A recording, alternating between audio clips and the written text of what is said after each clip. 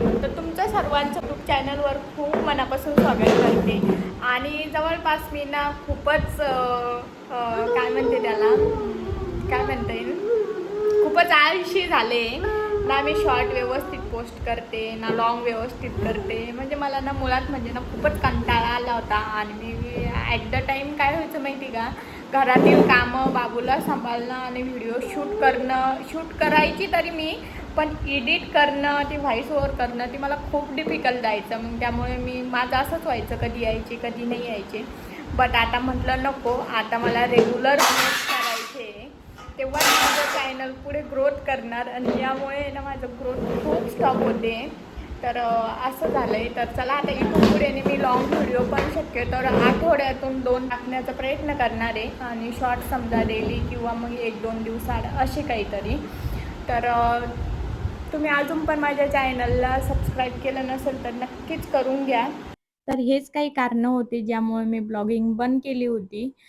बंद म्हणता येईल किंवा नाही पण म्हणता येणार, कारण केव्हा तरी मी टाकलेले, पण तरी पण माझा गॅप म्हणजे 10-15 दिवसांमुळे. तर चला आता इव्हनिंगची रुटीन शेअर करते.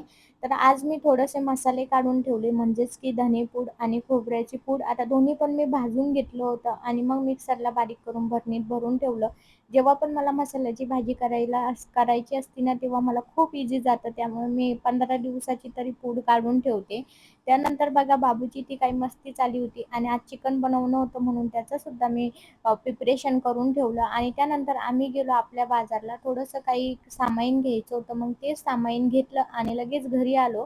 आणि मग मस्त बाबूसाठी जेवण दिलं. आता त्यामध्ये मी त्याला चिकनचे मस्त असे मिठातले पीस दिले होते आणि भात दिला होता. दोन्ही मिक्स करून खाऊ घातलं. तर बघा, आता बाबूचं जेवण झालंय आणि मी भाजी वगैरे केली, पीठ भिजवलं आणि माझ्या पोळ्या टाकायच्या राहिल्या. आणि बघा आमची किती नाटकं चालू झाली. काय चाललं बाबू? मम्मी स्वयंपाक कर द्यायचा नाही का? गोले गोले गोले. मम्मी स्वयंपाक कर द्यायचा नाही का?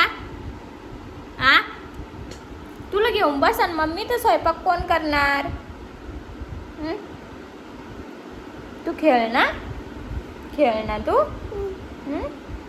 खेळ ना ना. बघा, खेळायचं नाही आम्हाला. मम्मी बस, मम्मी मला घे, मम्मी मला घे. म्हणजे त्याचं म्हणणं आहे की मम्मीनं आता त्याला घेऊन बसावं. जर मम्मीनं याला घेऊन बसावं तर काम कोणा करावं?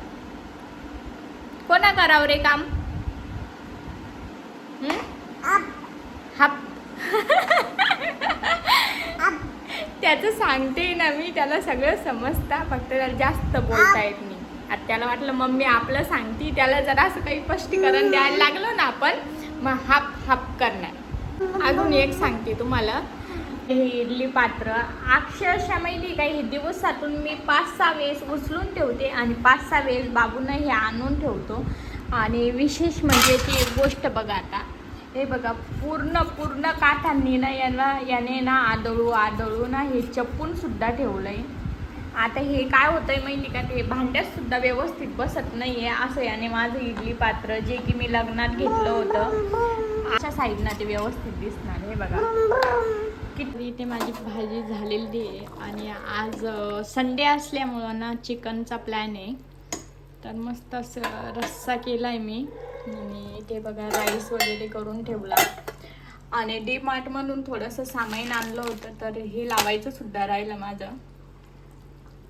नाही, ते पीठ वगैरे मळून ठेवलं आहे मी. आता फक्त मला चपाती टाकायची आणि एकदा चपाती टाकून झाली की मग मस्त जेवण करायचं. जेवण वगैरे झालं, किचन वगैरे आवरून झालं आणि आता मी करते माझं नाईटचं स्किन रुटीन, म्हणजे स्किन केअर. तर त्यासाठी मी मस्त असं फेस वॉश करून घेतला फेसवॉशने. आता मी हिमालयाची यूज करते. आता सेकंड प्रोडक्ट म्हणजे serum, kojic acid face serum डर्माचं आहे. मी फर्स्ट टाईम यूज करते, बट मला रिझल्ट बरा वाटला. ते सिरम टॅप करून लावायचं आणि जवळपास 2 मिनटं तसंच सोडून द्यायचं. मी सॉफ्टचं मॉइश्चरायझर यूज करते. तर हे पण मी फर्स्ट टाईमच यूज करते. या अगोदर मी पॉन्ड्सचं यूज केलेलं आहे बऱ्याच वेळेस. तर अजून याचा रिझल्ट तरी मला बरा वाटला आहे, तरी मी नंतर सांगेनच तुम्हाला. तर चला आता मी हे इथे ना बाबू बसलेला आहे आणि त्याचं म्हणणं आहे की जे तू लावते ना तेच मला लाव. डब्बा दाखव दाखव. हां, हे लावायचं बघा, आम्हाला पण सॉफ्टचं मॉइश्चरायझर. हो, इथं लावायचं. हे लाव तुझा पावडरचा डब्बा. तर चला आजचा व्हिडिओ मी इथे संपवते आणि तुम्हाला आजचा ब्लॉग कसा वाटला ना हे कमेंटमध्ये नक्की सांगा. आणि आवडला असेल तर मला लाईक करा आणि सबस्क्राईब करायला विसरू नका. चला भेटूया नेक्स्ट ब्लॉगमध्ये, तोपर्यंत बाय बाय.